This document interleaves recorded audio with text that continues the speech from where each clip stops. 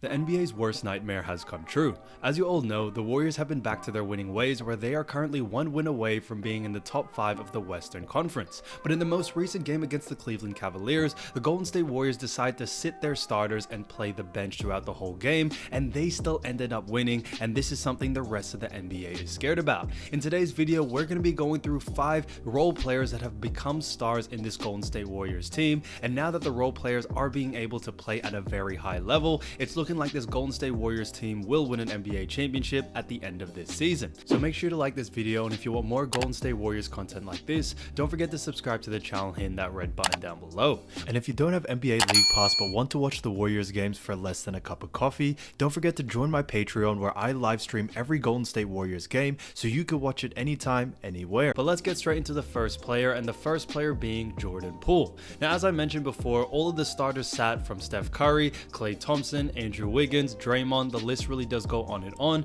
and Jordan Poole was the one that had to step up and be the leader for this team against the Cleveland Cavaliers, and he definitely showed out. He had himself a game with 32 points, also 3 rebounds and 2 assists. But on top of all this, Jordan Poole has been bowling out as of lately, and for the season he's currently averaging 21 points, 2.7 rebounds and 4.4 assists. But this game definitely did show that if Jordan Poole was given the green light, he's able to give you 30 points on a regular basis on a day-to-day. Now, if we look at his efficiency, he did a fantastic job because he actually went 5 from 12 from the 3-point line, 7.8 from the free throw line, and also 10 from 23 from the field goal. So he did a fantastic job on offense and really was all-rounded when it came to inside scoring, outside scoring, and everything in between. But on top of all this, he also did a fantastic job on defense as well, which is something that is very underrated about Jordan Poole. Jordan Poole was able to switch on defenders very easily, especially guarding players such as Darius Garland and also LeVert. You know, we also have Mobley, who played very well, and Jarrett Allen. However, even if Jordan Poole got those switches and was put on a bigger player, he was able to really shine and really show what he's capable of. So Jordan Poole not only is a great offensive player, but his defense definitely did show, and I think it is fantastic to see what he is able to do and continue to do ever since signing that major extension. Due to that major extension, it really does show that Jordan Poole is here to stay for the long term, and he's definitely a very big potential player as he continues to grow and continue to get more minutes and more of that starter role. And we saw the game against Boston, which unfortunately they did lose by the last minute. Jordan Poole actually started that game, and I do think you are going to see a lot more of that when it comes to Jordan Poole in that starting lineup and really running that 2 guard while Klay Thompson moves to 3. The second player is DiVincenzo. Now, as you all know, DiVincenzo has been for this team for almost a half a year,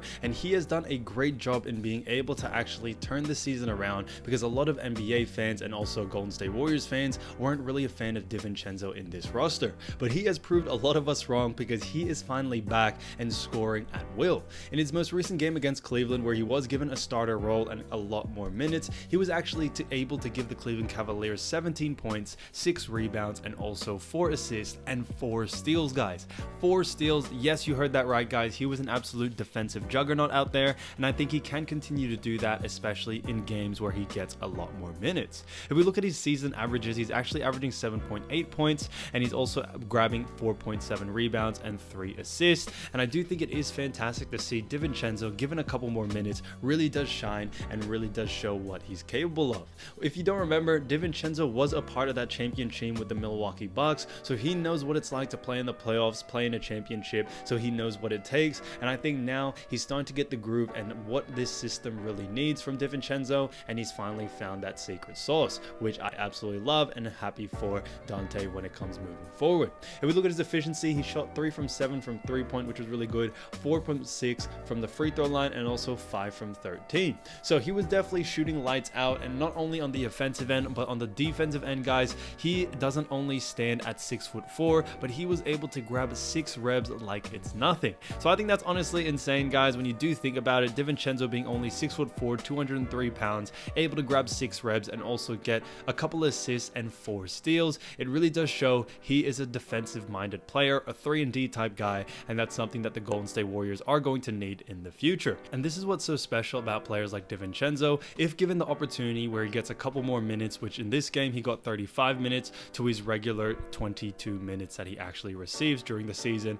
he is able to shoot lights out, give you 20, 15 points a game, give you a couple of rebounds, and also a couple of great defensive plays. That is something that goes a very very far away, especially when it comes deep into the playoffs and especially during championship times. So I think DiVincenzo has finally found his way in this roster, but also understand the play style and also understand what they need from DiVincenzo, and I think it's finally working in their favor. I think once he is finally, comfortable with what is going on with this team and how they want him to play, I honestly think it's a recipe for success, because the second unit is going to be looking just as dangerous as that first unit, and DiVincenzo is definitely where it starts from. Number 4 is Patrick Baldwin Jr. Now I think this one is huge because a lot of people didn't really recognize that he only got 9 minutes in this game, but he was able to rack up 7 points, guys. That is almost a minute a point. So that is honestly insane, guys. You really don't see that a lot. You see those types of efficiency numbers with someone like Steph Curry, Klay Thompson, one of the bigger players, but he honestly shot lights out for the moment he was on there. In only 9 minutes, he actually shot 2 from 3 from the 3-point line, went 1 from 2 from the free throw line, and also 2 from 4 when it comes to field goals. So for him to actually get this in only 9 minutes of play is honestly insane. Now, I don't really know why the Golden State Warriors don't give him any more minutes. I honestly do think, especially during this time, is one of the best times to actually give him more minutes, be able to develop, because they may be able to use him, especially when it comes playoff time and also when it comes to championship time. Patrick Baldwin Jr. really does fill in that role where he's actually more of a forward but plays more like a guard, and someone like the Golden State Warriors could definitely use that type of player on this team.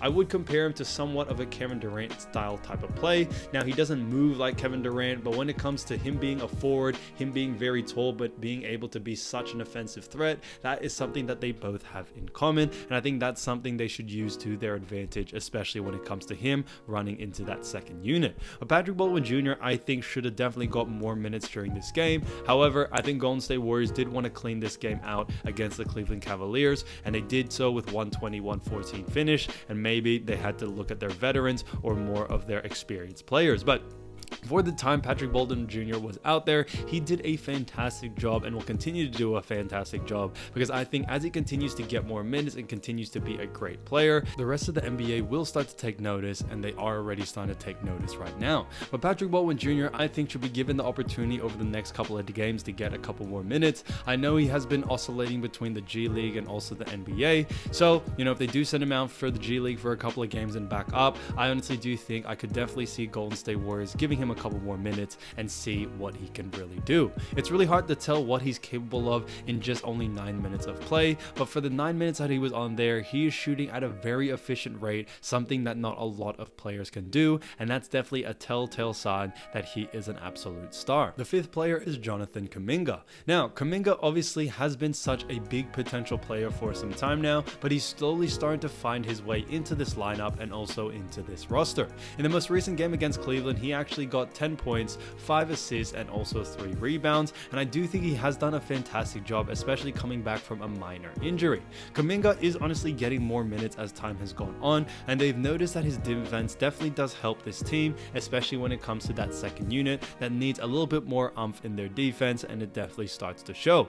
Now, Kaminga so far this season is averaging 7.5 points per game, 3.2 rebounds, and 1.7 assists. However, I do think when it comes to Jonathan Kaminga, where you really see him shine is definitely on ball defense. It may not come up in the stat sheet, but his aggression out there, his ability to be able to switch on defense and also be able to contest shots at a very high rate definitely is something that isn't stat sheet stuffed. However, I do think Kaminga does that very well, pretty much Andrew Wiggins type-esque. I think the difference between Wiggins and also Kaminga is that Wiggins has definitely developed a 3-point shot. He's developed more of a consistent offensive game, and I think that's something Kaminga just has to work on in order to become an absolute star. But when it comes to defense, he's a lockdown defender, and I think any team is scared for someone to guard Kaminga like him like that. So thanks so much for watching, and I'll see you soon. Peace.